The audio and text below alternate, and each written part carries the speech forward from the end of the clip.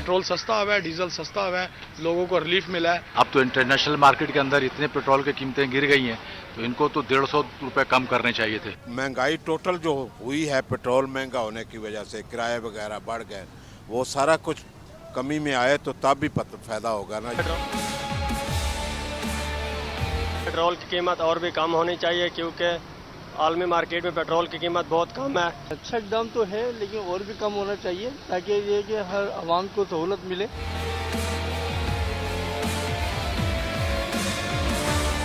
बात वही है कि इसका इम्पैक्ट आने में टाइम लगेगा। दुकानदार कहेंगे कि हमारी परचेजिंग पहले की, हमारा फ्यूल पहले खर्च हुआ है। 70 रुपये पेट्रोल लीटर सस्ता किया और आवाम को बड़ा रिलीफ दिया है। हम आइंदा भी इंशाल्लाह उम्मीद करते हैं कि हुकूमत इस तरह के बड़े इकदाम करके मजीद पेट्रोल को सस्ता करेगी। पेट्रोलियम मसनूआत की कीमतों में कमी पर अवाम मुतमईन, अवाम का हुकूमत से मजीद कमी का मुतालबा। आलमी मंडी में तेल की कीमतों में कमी आने पर गुज़श्ता रोज़ वज़ीर आज़म शहबाज शरीफ ने पेट्रोल की कीमत में 74 रुपये 28 पैसे की कमी कर दी। पेट्रोल की नई कीमत 299 रुपये 50 पैसे फ़ी लीटर मुकर्रर।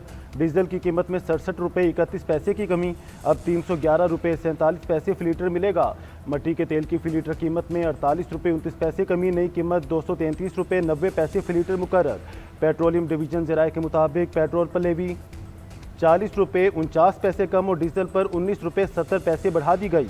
ट्रांसपोर्टर्स ने भी पेट्रोल की कीमत में कमी के बाद किरायों में 10 से 15% कमी कर दी। अवाम का हुकूमत से दीगर अशिया की कीमतों में भी कमी का मुतालबा।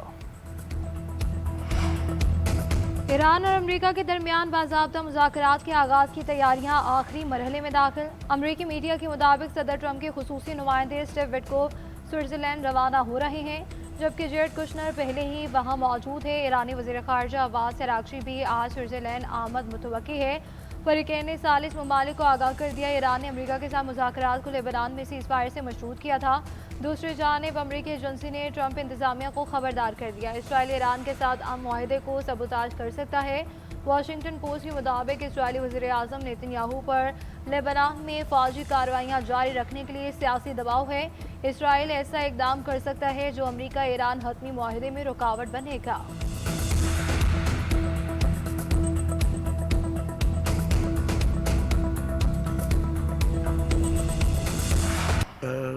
I'll tell you, I got to know some that I didn't know very well. In Pakistan, you have the Field Marshal, who's great, Munir, he's great. And you have the Prime Minister, and they just get along great. I figured, well, maybe the military guy would be, he totally respects the Prime Minister. It's a beautiful thing to see. But they really helped us with this deal. They were, they knew the Iranians, they knew the people, and they were good. You have leaders in... सदर Trump एक बार फिर पाकिस्तानी क़यादत के मोतरफ। Axios को interview में कहा, पाकिस्तान में ऐसे लोगों से वाकफियत हुई जिनको पहले ज़्यादा नहीं जानता था। वज़ीर आज़म पाकिस्तान और फील्ड मार्शल बेहतरीन शख्सियात हैं। फील्ड मार्शल आसिम मुनीर बहुत ही उम्दा शख्सियत हैं। वज़ीर आज़म शहबाज शरीफ और फील्ड मार्शल आसिम मुनीर के दरमियान बहुत अच्छी हम आहंगी है।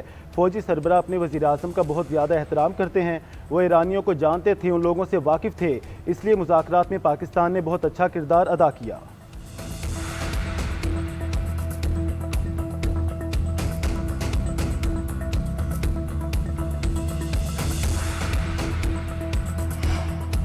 वज़ीर-ए-आज़म शहबाज शरीफ और सऊदी वली अहद मोहम्मद बिन सलमान के दरमियान टेलीफोनिक राब्ता ईरान और अमेरिका के दरमियान मुज़ाकरात को कामयाब बनाने के अज़्म का इजहार।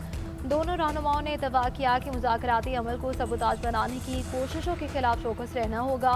सऊदी वली अहद ने शहबाज शरीफ को तारीखी अमन मुआहदे की कामयाब तकमील पर मुबारकबाद दी। कहा कि वज़ीर-ए-आज़म शहबाज शरीफ और फील्ड मार्शल की अनथक कोशिशों से अमन मुआहदा मुमकिन हुआ। वज़ीर-ए-आज़म ने कहा, सऊदी अरब और खलीजी ममालिक की हिमायत से ईरान अमरीका के दरमियान अमन मुआहदा मुमकिन हुआ।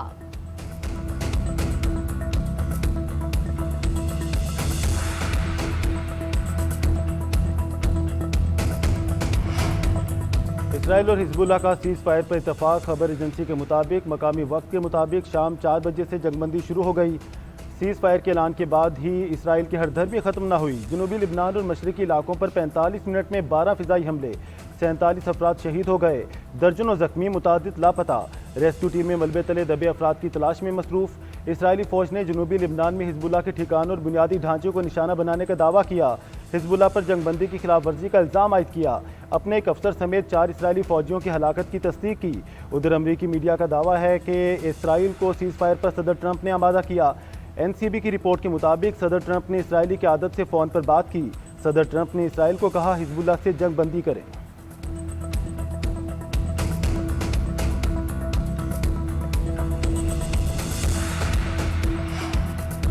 ईरान ने अमेरिका से इसराइल को मुआहदे पर अमल दरामद का पाबंद बनाने का मुतालबा कर दिया। ईरान के नायब वज़ीर ख़ारजा सईद खतीबज़ादा का अल जज़ीरा को इंटरव्यू में कहना है कि ईरान सिफारती अमल जारी रखने के लिए तैयार है। गज़ा समेत तमाम महाजों पर हम चाहते हैं आबना हुर्मुज़ में जहाज़रानी की सहूलियात जारी रहेंगी। 60 रोज़ तक कोई गुज़रगा फीस आयद नहीं की जाएगी। आबना हुर्मुज़ के इंतज़ाम के लिए नया निज़ाम मुतारिफ करवाया जाएगा। तमाम मुंजमिन ईरानी फ़ंड्स की वापसी को मुआहदे का हिस्सा होना चाहिए।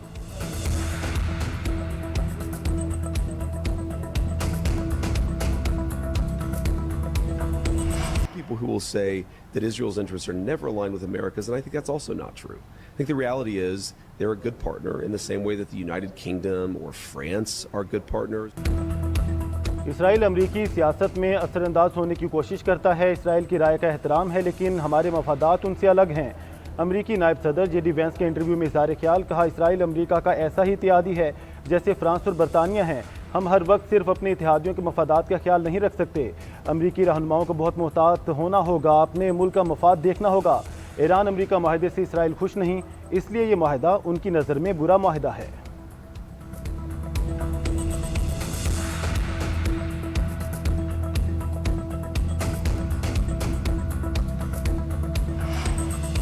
यूरोपीय यूनियन का इंतहा पसंद इसराइली वज़ीरों पर पाबंदियों पर इतफाक़। यूरोपीय यूनियन के सरबराही इजलास में पाबंदियों पर इतफाक़ किया गया। फ्रांसीसी सदर का कहना है कि अमेरिका ईरान मुआहदे पर अमल दरामद के लिए मुआवनत पर तैयार है। यूरोपीय यूनियन ने गज़ा में हालात को अलमनाक करार दे दिया। फ़लस्तीनियों के लिए इमदाद की तरसील का मुतालबा।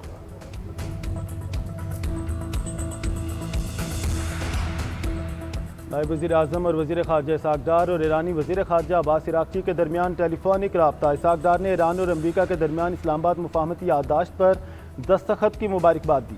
अब्बास इराक़ची ने पाकिस्तान की मुस्बत और मुसलसल सालिसी कोशिशों को सराहा। उधर 4 बड़े इस्लामी ममालिक के वज़रा का इजलास मिस्र में तलब। पाकिस्तान, सऊदी अरब, मिस्र और तुर्किया के वज़रा ख़ारजा शिरकत करेंगे। इजलास 21 जून को होगा। इसहाक़ डार की रवानगी आज मुतवक्के इलाकाई सलामती से रवाबत और तिजारत के मुश्तरका मफादात पर बात करेंगे।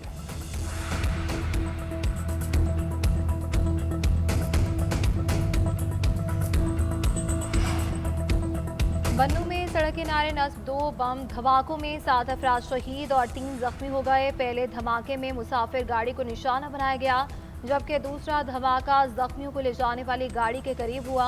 सदर आसिफ अली जरदारी, वज़ीर आज़म शहबाज शरीफ और वफाकी वज़ीर दाखिला मोहसिन नकवी की वाक़े की मज़म्मत। वज़ीर आला KP सुहेल आफरीदी का नोटिस। बन्नू धमाके से मुतालिक पुलिस हुकाम से तफसीली रिपोर्ट तलब कर ली।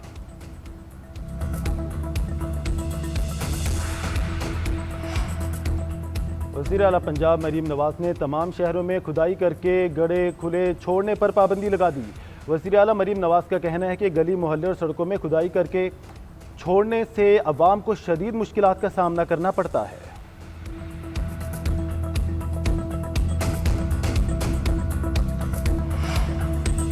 इलेक्शन कमीशन ने गिलगित इंतखाबात के 24 में से 21 हलकों के सरकारी नताइज का ऐलान कर दिया। नोटिफिकेशन के मुताबिक पीपल्स पार्टी नून लीग 6, IPP 4, MWM 1 और आज़ाद उम्मीदवार 1 नशिस्त पर कामयाब हुए। इलेक्शन कमीशन के मुताबिक ख़वातीन की 6 मखसूस नशिस्तों में से 3 पीपल्स पार्टी, 2 नून लीग और 1 IPP के हिस्से में आई। नेक्नोक्रेट की 3 नशिस्तों में से पीपल्स पार्टी, नून लीग और IPP को 1-1 नशिस्त मिली। हुकूमत और अपोजिशन में तलखियाँ कम करने पर इतफाक़। वज़ीर आज़म शहबाज शरीफ की अपोजिशन की आदत से मुलाकात। अपोजिशन लीडर महमूद खान अचकज़ई, असद कैसर और बैरिस्टर गौहर से खुशगवार गुफ्तगू। वज़ीर आज़म खुद अपोजिशन लीडर की नशिस्त पर गए। ज़राए के मुताबिक अपोजिशन ने साबिका फाटा की टैक्स छूट का मामला वज़ीर आज़म के सामने रखा। मीडिया से गुफ्तगू में वज़ीर आज़म के सियासी मुशीर राना सनाउल्लाह ने बताया कि वज़ीर ख़जाना मोहम्मद औरंगज़ेब ने अपोजिशन रहनुमाओं को फाटा टैक्स पर IMF से बात करने का यकीन दिलाया है। उम्मीद है ये मसला हल हो जाएगा।